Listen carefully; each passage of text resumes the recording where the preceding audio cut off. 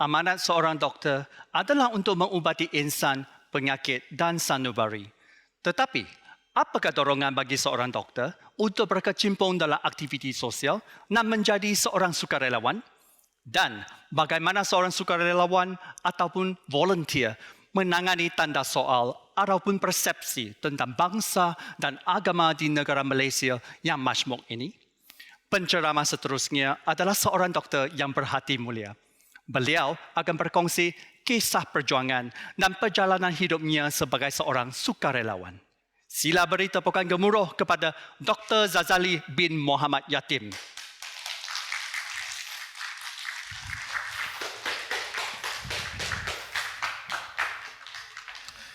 Bismillahirrahmanirrahim. Assalamualaikum dan salam sejahtera. Beberapa tahun yang lepas, ada seorang rakan bertanyakan saya satu soalan yang menarik. Zali, bila kamu pergi untuk membuat kerja-kerja sukarelawan, sama ada dalam misi perubatan atau misi kemanusiaan kamu, sama ada di dalam atau di luar negeri, adakah kamu percaya dan kamu yakin bahawa kehidupan mereka yang kami bantu itu akan berubah? Sejujurnya saya tidak pasti. Saya termenung seketika untuk menjawab soalan tadi. Dan jawapan saya ketika itu adalah saya tidak pasti.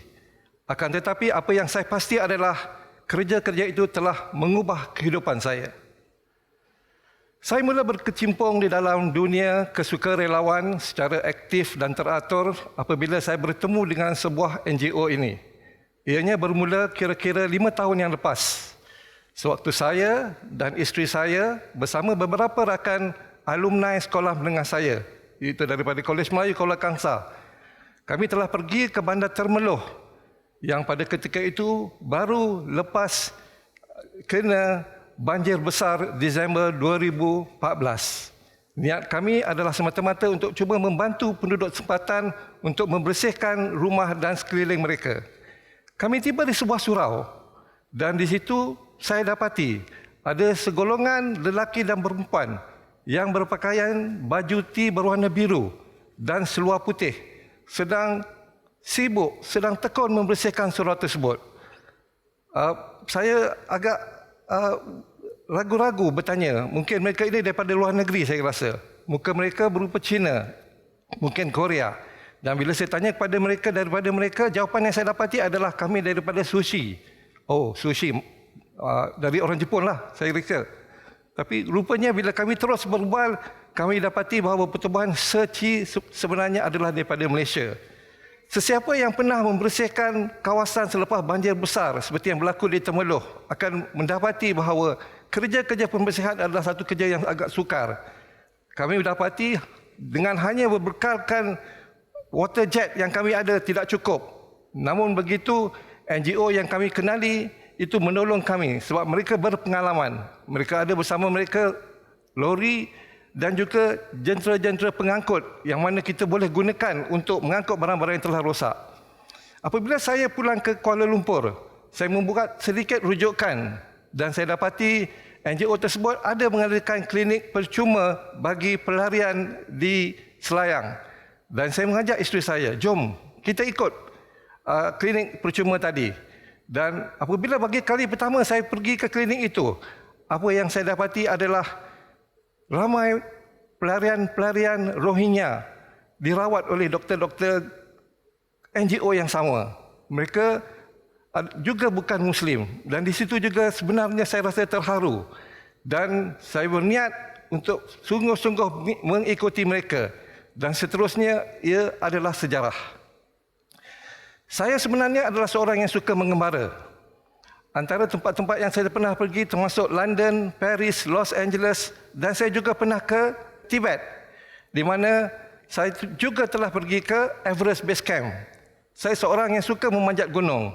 Di Gunung Kinabalu di Sabah telah saya panjat sebanyak 6 kali. Saya juga pernah ke Iceland seorang diri selama 10 hari untuk melihat keindahan alam yang telah Tuhan jadikan. Namun begitu, apa yang saya dapati ialah pengalaman saya bersama NGO tadi adalah sesuatu yang berbeza. Ilmu tentang hidup dan kehidupan yang saya belajar daripada mereka tidak ada diajar dalam buku-buku di universiti. Dan inilah kisah saya.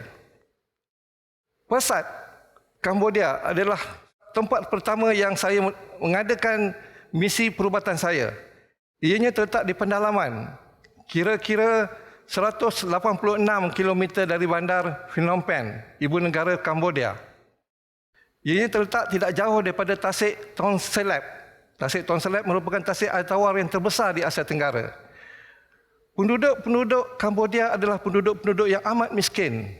Mereka kekurangan dari segi material, fizikal, perubatan dan sebagainya. Akan tetapi apa yang kami dapati adalah mereka suka dengan doktor-doktor di Malaysia. Mungkin mentaliti ini adalah sama dengan mentaliti orang-orang Malaysia sewaktu tahun 1960-an dulu, di mana orang-orang Malaysia sukakan doktor-doktor British. Misi kami di Persat adalah satu misi yang memenatkan. Kami merawat ketika itu dalam 3,000 orang pesakit dalam masa 2 hari. Saya masih ingat pada malam pertama di mana kami bekerja setiap hari daripada pukul 8 pagi hingga 8 malam. Kami sudah begitu penat dan terpaksa kami memujuk pesakit-pesakit yang masih menunggu untuk datang pada hari keduanya. Mereka bersetuju. Satu yang saya dapati di Cambodia adalah disebabkan oleh kemiskinan tadi, bahagian bab kebersihan tidak dijaga dengan betul. Bila kita tanya kenapa kuku mereka panjang, jawapan mereka mudah saja. Dia tidak ada pengetip kuku untuk memotong kuku. Jadi saya tanya, macam mana you all potong kuku? Kami gigit kuku-kuku tadi. Agak kesian melihatkan benda itu. Satu perkara yang saya dapati juga amat menyedihkan adalah ada kes-kes yang kami dapati adalah sudah terlambat untuk dibuat rawatan yang sebenarnya. Satu contoh adalah seorang yang berumur dalam 40 tahun berjumpa dengan saya dengan penyakit kronik injap jantung yang sudah lama dan komplikasi pulmonary hypertension yang mana tidak boleh dioperate lagi. Seorang wanita yang belum kahwin dalam umur lingkungan 30-an telah datang berjumpa saya dengan muka yang riang. Dan bila saya tanya sakit apa, dia menunjukkan saya tentang satu ketumbuhan di ketiak kiri beliau. Dan bila saya buat pemeriksaan sebenarnya, saya dapati beliau sebenarnya mempunyai masalah kanser payudara yang kronik. Sudah masuk stage keempat, yang mana kita tidak boleh buat apa-apa. Yang lebih menjadikan saya adalah bila kita tanya dengan perempuan yang datang dengan riang tadi senyum, adakah dia tahu apa yang dia ada? Sebenarnya dia tidak tahu. Dan saya teringat kata-kata profesor saya semasa di universiti. Ignorance is a bliss. Kejahilan itu kadang-kadang satu nikmat. Jadi apa yang kami buat setelah berbincang dengan seorang doktor Cambodia, kita tidak boleh buat apa-apa. Apa yang kami rawat pada perempuan tadi hanyalah rawatan simptomatik dan kami biarkan dia pulang begitu saja. Tapi dia pulang dengan riang setelah mendapat rawatan. Di Manila, misi perubatan yang kami lakukan adalah sempena satu conference doktor di situ. Di sini disebabkan oleh conference perubatan kami mempunyai lebih ramai doktor. Kami ada kira-kira 90 orang doktor dari berbagai kebolehan sewaktu itu. Dan saya masih ingat lagi, sewaktu kami tiba di tempat klinik rawatan, klinik misi perubatan tu pada pukul 8 pagi sudah ada dalam 2,000 orang yang menunggu. Dan 2,000 orang yang menunggu ini adalah orang-orang rakyat Filipina sendiri. Mereka amat miskin, mereka tidak mempunyai kemudahan-kemudahan perubatan. Saya masih ingat lagi bila bertanya dengan ketua rombongan, kalau kita buat klinik sebegini di Malaysia, adakah kita rasa orang Malaysia akan datang? Jawapannya kemungkinan besar tidak. Sebab kemudahan perubatan di Malaysia adalah amat bagus sebenarnya. Kita ada klinik satu Malaysia, klinik kesihatan, klinik desa hinggalah ke hospital-hospital. Di Kuala Lumpur saja kita ada 4 hospital awam, tidak termasuk hospital-hospital universiti. Jadi apa yang kita buat di sana adalah banyak rawatan yang kita boleh berikan kepada pesakit-pesakit kita. Daripada rawatan perubatan, rawatan pergigian, rawatan hidung tekak dan telinga, rawatan kulit dan sebagainya. Dan banyak pesakit yang begitu seronok dan begitu gembira meninggalkan klinik-klinik kami sebab banyak mendapat rawatan-rawatan. Yang giginya sakit, hilang sakitnya sebab telah dicabut. Yang mata tidak nampak mendapat cermin mata percuma. Yang ada ketumbuhan-ketumbuhan kecil kita dapat selesaikan dengan pembedahan-pembedahan kecil. Saya masih ingat, saya merawat seorang kanak-kanak berumur 5 tahun. tentang penyakit kulit yang dihadapinya. Setelah melawat pesakit tersebut, saya memberikan kanak-kanak tadi 2 biji coklat. Dan kanak-kanak tu dengan sopannya meminta, boleh tak saya nakkan satu lagi coklat, 1 biji lagi coklat. Saya bertanya kenapa dia nak satu lagi. Dia kata dia ada 2 orang adik dan dia nak memberikan adiknya juga coklat.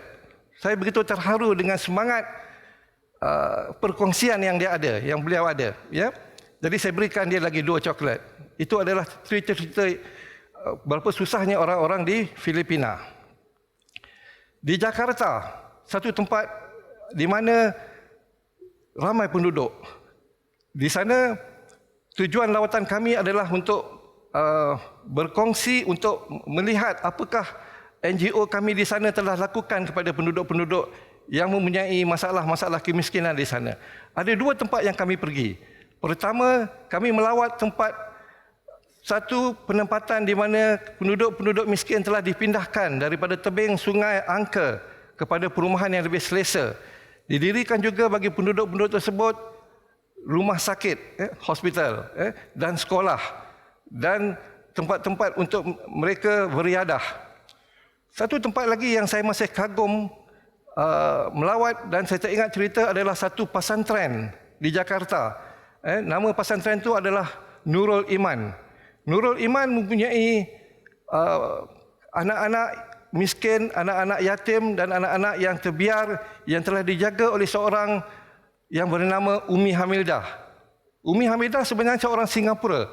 Suaminya Pak Habib baru meninggal ketika itu, orang Indonesia, dan Serci telah menolong banyak benda di situ. Kami telah menolong mendirikan sekolah, mendirikan tempat klinik sakit, dan kami juga mengajar anak-anak mereka tentang ilmu-ilmu pertanian, ilmu-ilmu peternakan dan sebagainya. Saya masih ingat lagi Ibu Hamidah bercerita kepada saya, "Doktor, bila saya bangun setiap pagi, saya harus memikirkan bagaimana untuk mencari 10,000 Sing dollar kerana dia mempunyai 10,000 lebih anak-anak di situ." Itu memeningkan kepada saya, Pak. Tapi beliau begitu gigih dan dengan bantuan suci yang kita berikan, anak-anak ini tidak terbiar. Mereka juga diajar selain daripada ilmu Al-Quran, kita ajar mereka bahasa Inggeris, bahasa Jepun, dan kita juga ajar mereka matematik dan sains. Selain daripada itu, kami galakkan mereka untuk terlibat di dalam co-curriculum, termasuk seni mempertahankan diri. Ada beberapa orang daripada Nurul Iman telah graduate hingga diterima untuk menjadi pengawal presiden. Itulah ceritanya. Dan Umi Hamidah seorang yang tabah, yang gigih. Saya masih ingat bila kami bertanya, kenapa ibu membuat apa yang ibu buat sekarang? Tidakkah ibu pernah terfikir bahawa setelah kematian suaminya, dia mahu harus pulang saja ke Singapura? Dia kata ada terfikir sebenarnya, pulang ke Singapura. Saya seorang Singapura, lebih maju dan lebih advance. Tapi dia kata, siapa yang nak jaga kanak-kanak yang dalam 10,000 lebih ini? Mereka harus dibantu, harus diberi ilmu dan pengetahuan yang sebenarnya, harus diajar benda-benda yang praktikal supaya mereka boleh menolong diri mereka dan menolong masyarakat mereka. Saya tidak nak anak-anak saya seperti anak-anak di pesantren di sebelah saya, yang mana katanya kadang-kadang dilatih untuk menjadi pengebom berani mati. Itulah kerjanya. Dan satu benda yang saya ingat tentang Ibu Hamidah ni, bila menjaga pesantrennya adalah dia juga ikut cara Singapura tentang kebersihan. Dia amat prihatin tentang kebersihan. Dan sesiapa yang membuang sampah di pesantren dia akan didenda RM500,000, setengah juta. Saya tersenyum. Betul-betul ikut cara Singapura kamu, dia kata. Okey. Satu tempat lagi yang saya pergi adalah di Istanbul, Turki. Okey. Saya pernah pergi ke Turki sebenarnya, seperti mana saya pernah pergi ke Kambodia. Tapi apabila kamu bersuka relawan dengan NGO, Serci, kamu akan melihat satu perspektif yang berbeza. Di Istanbul, apa yang kami buat adalah untuk membantu pelarian Syria di sana. Okey, buat pengetahuan anda sekalian, pelarian Syria kalau mengikut website daripada UNHCR adalah pelarian yang paling ramai di dunia. Berjumlah dalam 6.6 juta keseluruhannya. Dan di Turki sendiri terdapat 3.5 juta. Dan ini satu masalah yang besar bagi mereka. Jadi apa yang kita buat untuk orang-orang pelarian di Istanbul, di Turki adalah untuk menolong mereka dalam sekolah, membuatkan mereka sekolah, membuatkan mereka klinik. Dan ini amat membantu mereka. Sebenarnya mereka begitu sedih meninggalkan negara masing-masing yang di dalam peperangan. Dan apabila kami datang berjumpa mereka, yang saya paling terhibur adalah kanak-kanak. Barangkali mereka tidak berapa tahu tentang apa yang sebenarnya berlaku. Sebab mereka begitu gembira menerima kami, kunjungan kami dengan pakaian yang paling baru mereka ada. Mereka menyanyi dan tentunya mereka gembira apabila diberikan beg-beg sekolah percuma, peralatan-peralatan sekolah yang percuma untuk mereka bersekolah. Saya ingat satu peristiwa di mana bila kita bertanya kepada mereka apa yang mereka mahu, adakah apa yang paling mereka mahu sekarang, dia kata yang mereka paling mahu bagi pelarian-pelarian Syria sebenarnya adalah untuk pulang kembali ke Syria. Yang ini merupakan satu benda yang agak sukar sekarang. Peperangan mereka sudah hampir 10 tahun. Tetapi apa yang kita lihat bahawa tidak ada tanda-tanda peperangan itu akan berhenti. Di Syria kami dapati orang-orang dewasanya agak reserve, nampak sedih. Tetapi bila kita berjumpa dan berbual dengan mereka, mereka kembali gembira menceritakan tentang apa yang kita boleh bantu bagi mereka, keuangan yang kita bantu, menyekolahkan anak-anak mereka. Mereka tentu dia begitu gembira dan berbesar hati menerima. Di Istanbul, saya sebenarnya kagum dengan seorang ahli seci yang bernama Brother Faisal. Brother Faisal ni sebenarnya seorang Cina daripada Taiwan.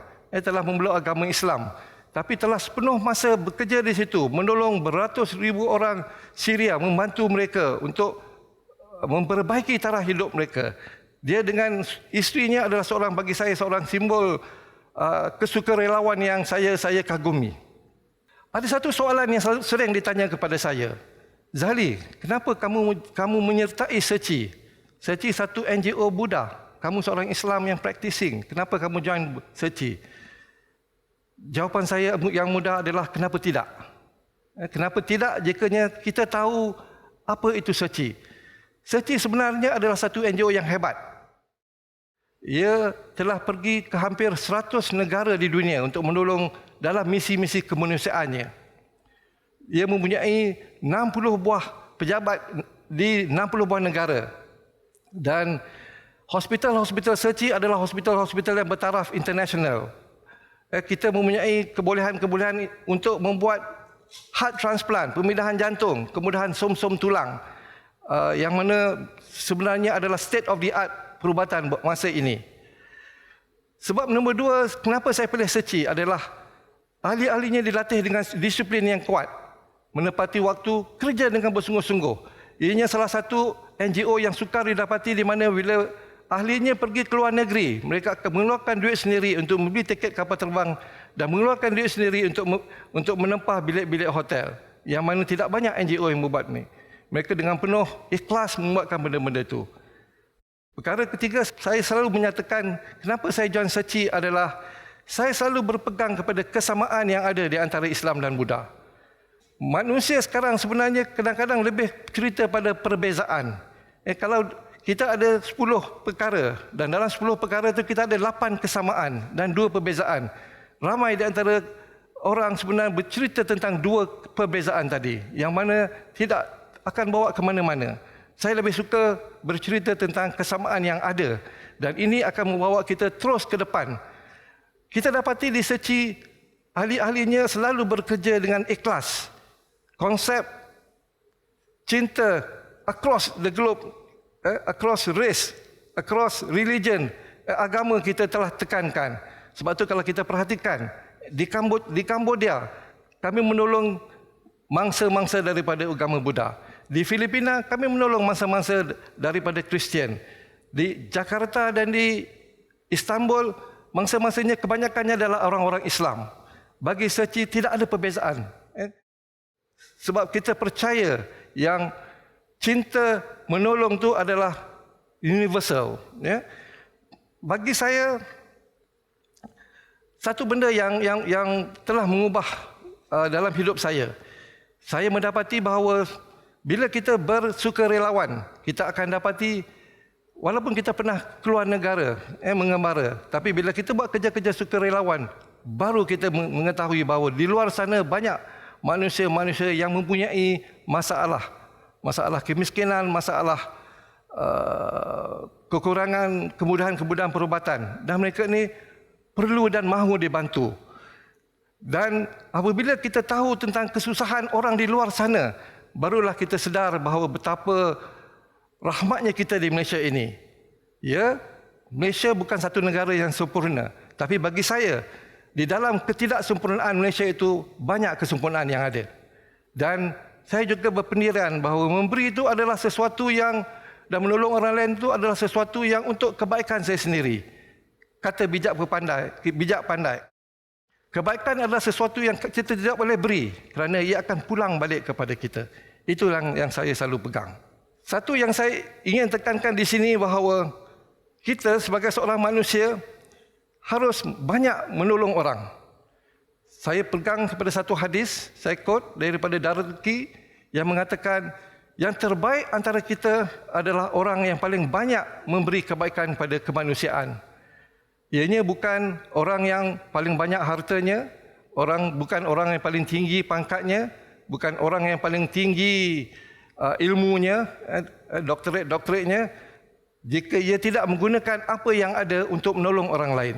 Jadi bagi mereka yang belum menyertai sebarang organisasi, sebarang NGO, saya menyeru di sini, marilah kita sama-sama keluar dan untuk membantu di sana. Dan percayalah, hormon-hormon gembira, the happy hormones, the oxytocin, serotonin dan dopamin akan masuk ke dalam diri kita, akan menjadikan kita gembira dan bahagia, dan kita akan merasa senang seperti gembiranya kita bila kita dapat menolong seorang tua melintas jalan. Itulah rasanya, ya. Akhir kata, saya selalu bila saya pergi kepada dalam misi-misi perubatan saya, bila saya berjumpa dengan mereka-mereka telah saya tolong, saya selalu mengatakan bahawa saya tidak suka mengatakan selamat tinggal. Bagi saya lebih suka mengatakan hingga berjumpa di lain kali. Sekian, terima kasih.